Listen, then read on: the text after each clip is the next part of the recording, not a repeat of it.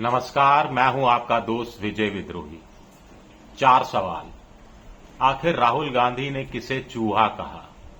प्रियंका गांधी ने किसे कहा कि क्या आपकी तरह हम खामोश हो जाएं? अमित शाह आखिर क्यों चाहते हैं कि सदन के अंदर वो जवाब दें? अमित शाह थोड़े थके थके, थोड़े झुके झुके से क्यों नजर आए? पैलेट गन से कितने बच्चे घायल हुए?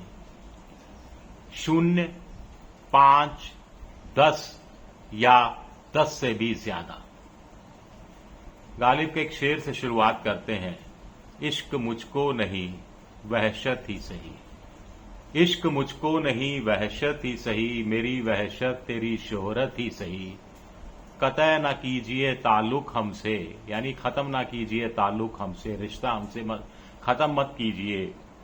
कुछ नहीं है तो अदावत ही सही। और मानसून सत्र में ये और तो कुछ हो नहीं रहा, चर्चा तो हो नहीं रही, अदावत दिख रही है। कायदे से क्या होना चाहिए था? जब सत्र चल रहा था तो सारी बातें सदन के अंदर होनी चाहिए थी, लाइव प्रसारण होना चाहिए था। दुनिया देखे, देश की जनता देखे, जनजी देखे और अपने हिसाब से तय करे कि कौन सच बोल रहा है, कौन गलत बयानी कर रहा है, कौन गुमराह करने की कोशिश कर रहा है। विपक्ष चूंकि सत्ता पक्ष के मुकाबले में कम होता है तो स्पीकर का थोड़ा सा ज्यादा संरक्षण विपक्ष को मिलना चाहिए था। लेकिन तनातनी देखिए, अदावत देखिए, बात करने का तरीका देखिए। सबसे पहले अमित शाह की बात करते हैं, क्योंकि कई दिनों से वो सदन के अंदर नहीं आ रहे थे। उन्होंने खुद स्वीकारा कि मैं संसद में आ रहा था, अपने चैम्बर में बैठ रहा था, लेकिन चैम्बर तो सदन है नहीं। अब वो कह रहे हैं मुझे लापता कहा जा रहा है, भगोड़ा कहा जा रहा है, ये ठीक नहीं है। मैं तो हर बात पर चर्चा के लिए और चर्चा का जवाब देने के लिए तैयार हूं, हर सवाल का जवाब देने के लिए तैयार हूं। लेकिन राहुल गांधी कह रहे हैं कि हर सवाल का जवाब मत दीजिए, 2 सवालों के जवाब दे दीजिए कि जंतर मंतर पर छात्रों पर गोलियां कितने, लाठीचार्ज, गोली, आंसू गैस, पैलेट गन, इसका आदेश किसने दिया? अमित शाह ने दिया तो वो इस्तीफा दे दें। अगर अमित शाह ने नहीं दिया तो किसने दिया, उसके खिलाफ क्या कार्रवाई होगी? ये बात राहुल गांधी नहीं कह रहे। वो कह रहे हैं कि अगर अमित शाह ने ये आदेश नहीं दिए तो यानी वो नाकाबिल मंत्री हैं, इसलिए इस्तीफा दे दें। 2 सवालों के 2 जवाब ही तो हैं, 2 मिनट ही तो लगने हैं। इसके लिए दोपहर 3 बजे से अगले दिन दोपहर 3 बजे तक सदन का समय खराब करने की क्या जरूरत है? राहुल गांधी ने चूहा किसे कहा? दरअसल जब अमित शाह बोल रहे थे तो आप उनकी बाइट देखिए, हर कोई खामोश था, चुपचाप सुन रहा था, कोई काउंटर सवाल नहीं कर रहा था। उधर राहुल गांधी जब बोल रहे थे तो टोका टाकी शुरू हो गई थी, पत्रकारों ने सवाल पूछने शुरू कर दिए थे और राहुल गांधी उखड़ गए।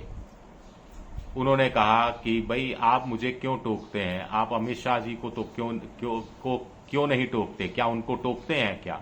उनको आप क्यों नहीं टोकते? अमित शाह के सामने तो मीडिया चूहे जैसा हो जाता है। अब तो स्टूडेंट्स तक डरना छोड़ दिया है, स्टूडेंट्स तक ने, देश भर के स्टूडेंट्स ने डरना छोड़ दिया है। आप भी डरना छोड़ दीजिए। प्रियंका गांधी ने पत्रकारों के एक सवाल के जवाब में उखड़ते हुए कहा कि आपकी तरह हम भी खामोश हो जाएं।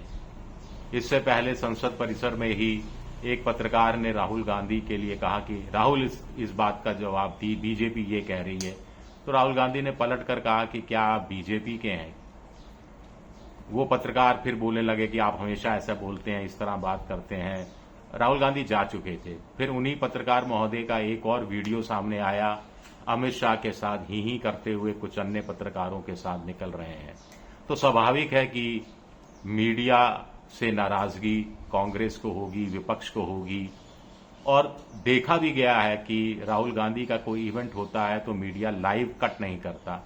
सत्ता पक्ष का कोई इवेंट होता है तो उसको लाइव पूरा का पूरा विज्ञापन दिखाया जाता है, जबकि अब कल टीवी चैनलों को विज्ञापन कम मिल रहा है, क्रेडिबिलिटी खत्म हो रही है।